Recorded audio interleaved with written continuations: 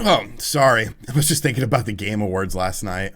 NPD numbers for the first month of PlayStation 5 and Xbox system sales have come in, and somehow the Nintendo Switch still won.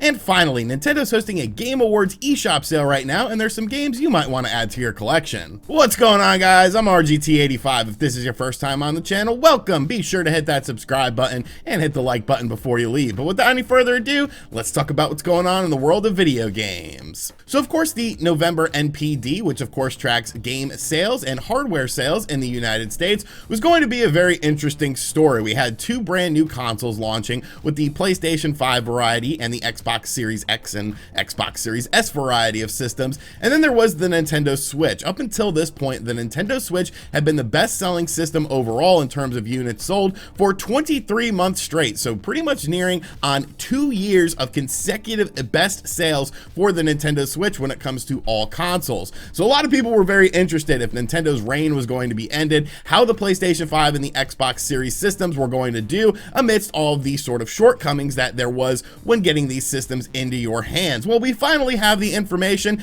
and honestly, it's quite surprising. The first thing we're going to start off with is that the Xbox Series X/S debuted lower than the Xbox One did. Now, obviously, this is because of supply constraints, but you gotta figure, you know, the Xbox Series X was announced before the PlayStation 5 was. You obviously have to have manufacturing in your ballpark in order to produce these systems and have people want to get these systems. Now, of course, we did hear that the Xbox had its best global launch in terms of system sales compared to all other systems coming to us from Microsoft themselves, but why focus on regions that maybe aren't too concerned with your brand when really the United States is where you sort of make your money? So it's definitely interesting to see that the Xbox Series X/S debuted lower than the Xbox One did. Like I said, it is because of supply constraints more than likely, but on the other side of the coin, you have the PlayStation 5, and the PlayStation 5 actually had the biggest launch month for any console in the United States, beating the previous record holder, which just happened to be the PlayStation 4. Now, of course, a lot of scalpers bought up these systems and whatnot, but we know that Sony doesn't care about things like that. They care about system sales, and they don't care where these systems end up going to in terms of consumers' hands or anything like that. They just want to sell the product. But really, the PlayStation 5 had the same sort of supply constraint issues that the Xbox branded systems also had, so it's pretty crazy. Now, the PlayStation 5 did not win in terms of units sold, it won in terms of dollars sold. When it comes to actual units sold, the Nintendo Switch was the best-selling console overall in terms of units sold, and of course this was due to high demand, and they actually had, you know, a sufficient supply of systems in order to get it into people's hands. Now, why would the PlayStation 5 win in terms of dollar amount? Well, most people are buying the physical version of the PlayStation 5 that of course plays discs, and that is a $500 system comparative to the Nintendo Switch, which is a $300 system. There's also the $200 Nintendo Switch Lite. So for every PlayStation 5 sold, that would be $500 if it's the physical version of it, and the best premium Nintendo Switch would be $300. So there's a $200 discrepancy in there. So that's why the dollar amount would be higher. But just to see the Nintendo Switch, this system that a lot of people are starting to say, you know, is a bit outdated in terms of hardware and they need to do a refresh of it, which of course is something we've talked about on this channel before, still be the best selling system overall in terms of units sold in the NPD sales going into the holiday season. It's just absolutely crazy. Now, of course, we have to talk about game sales, and as you could have guessed, and as you should expect if you follow the video game industry, Call of Duty Black Ops Cold War was the best-selling game overall. Assassin's Creed Valhalla was number 2, Miles Morales was number 3, which is kind of disappointing to me. This should have been the best overall selling game in the month of November. It was the best game for the month of November. It's one of the best games of the year. I absolutely love it. It was available on the PlayStation 4 and the PlayStation 5, so it's kind of upsetting to see that that game only got the 3rd spot. Maybe it'll pick up going into December though. We had Madden NFL 21, which the next gen patch actually isn't too bad for that game. It's still not a good football game, but it's definitely better than the last generation, the Xbox One or the Xbox One S versions of the game. NBA 2K21 at number 5, Hyrule Warriors Age of Calamity coming in at number 6. Some people might feel that that's a little bit low, but you have to remember when it comes to digital sales, Nintendo does not report their figures, so that is all just physical sales of Hyrule Warriors Age Age of Calamity. It probably did a bit better in terms of digital sales as well, because a lot of people don't like leaving the house. Watch Dogs Legion at number 7, Animal Crossing New Horizons, the game that just won't stop selling, at number 8,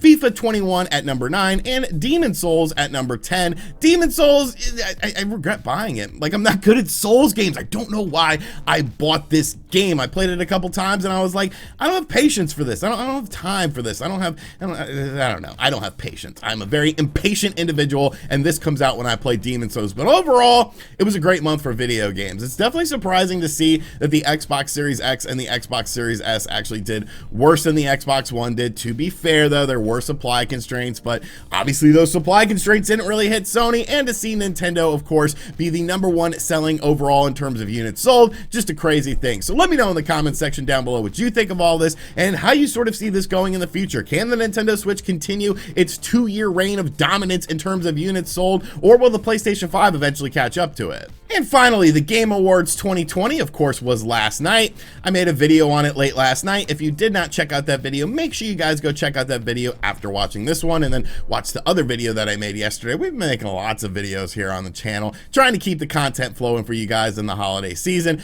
But really, it kind of sucked. Like, it was okay. There were some cool announcements, you know. The whole Ghost and Goblins thing was pretty cool. Sephiroth, obviously, being in Smash Brothers was a huge moment. That was absolutely awesome. Definitely a character I didn't expect to be there. And of course, you had Perfect Dark as well, which is a game that has been heavily rumored for a long time, and now it has been confirmed. But there was just way too much Hollywood stuff for me. I don't care about these Hollywood jabronis. Like, you're weirdos anyways, most of you. Keanu's cool, but a lot of these Hollywood people are just absolute weirdos, and I don't want them in my video games. I don't want them on my screen. Go away, go make your movies and do whatever you do in your weird Hollywood cults. But of course, there are good things that come from the Game Awards, and right now the Nintendo Switch eShop is having a Game Awards sale, and a bunch of games are on sale right now, and I want to highlight some of the games that I definitely recommend checking out. And most of these sales are going on until December 16th at 11:59 Pacific time PM, so basically midnight Pacific time. So if you're on the East Coast, you have until 3 a.m. on December 17th in order to get these games. But the games are as follows, and there's actually some first-party games on here. Fire Emblem Three Houses, which is a game that if you wanted, you should have picked it up during Black Friday. We talked about it a bunch during our Black Friday sales. Is available for $41.99. Super Mario Odyssey, still my favorite game on the Nintendo Switch, still in my opinion the best game on the Nintendo Switch, is also available for $41.99.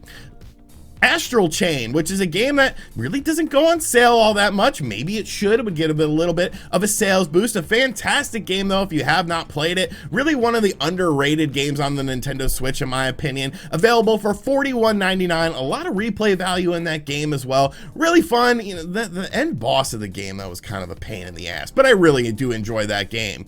And The Legend of Zelda Breath of the Wild, a game that, I don't know, you might have heard of it before. Like, it's a pretty popular game, and, you know, people seem to like it. Is available for $39.99, which is pretty cheap. You know, like I said, these first party and second party by extension Nintendo Switch games don't go on sale very often. So if for some reason you didn't pick up these games on Black Friday, for some reason these games are not in your collection, now is definitely the time to add them to your collection, because you're probably not going to see them for much cheaper than this. Now beyond that, there are 3 other games that I want to highlight that are going on in this sale. We have Ori and the Will of Wisps, available for $25.49. And you know what, I gotta rant a little bit here. So I've been waiting on this game for the Nintendo Switch because I wanted the physical version, and I pre-ordered the physical version from Amazon, and it was supposed to come on December 8th, and now it's coming in like sometime in January. Like, what the hell happened here, Amazon? You are dropping the ball on this situation. I want to play this game, and yes, I can play it on my Xbox Series X because I have Game Pass, but I want to play the Switch version of the game, but you're not letting me. Why is this delayed? Why would you do this at a month delay? Like, is there a problem with the production of the physical copy of the game? I want answers, damn it. Next up, Streets of Rage 4, one of my favorite and surprising games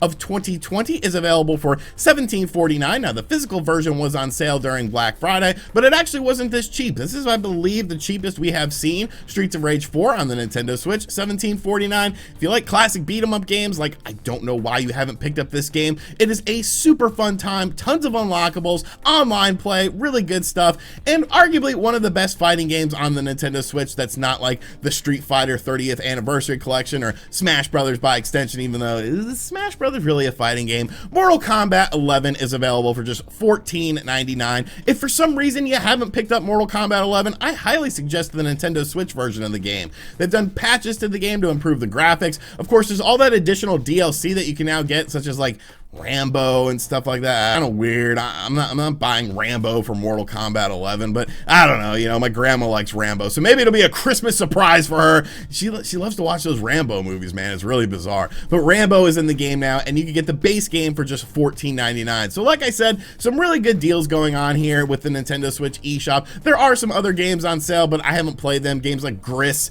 I don't know how you say it, Gris. It's like available for like $7 or less or something like that. You might want to check it out. Kind of artsy fartsy for my liking, but some people really seem to like it. So just wanted to let you guys be informed about the sales going on right now. All right, so that is going to do it for today's video. I hope you guys enjoyed it. Be sure to let me know what you think of everything in the comments section down below. But before we go, I want to say one thing. It's time to put respect on Little Caesars. Like, this isn't an ad placement. I wish it was. You don't even have to pay me, just send me free pizza. But like, Little Caesars is good, man. You can get a $5 pizza from Little Caesars. I live in the Northeast. I am surrounded by New York style pizza places with just fantastic quality pizza. But sometimes you want something that just tastes a bit cheaper. Sometimes you just want something that is hot and ready. And people just sit here and they talk crap about Little Caesars. Do you not remember when Little Caesars was in Kmart and stuff like that? And you would go to Kmart and you would buy a video game, and then you would get a Little Caesars pizza on the way out. Put some respect on Little Caesars.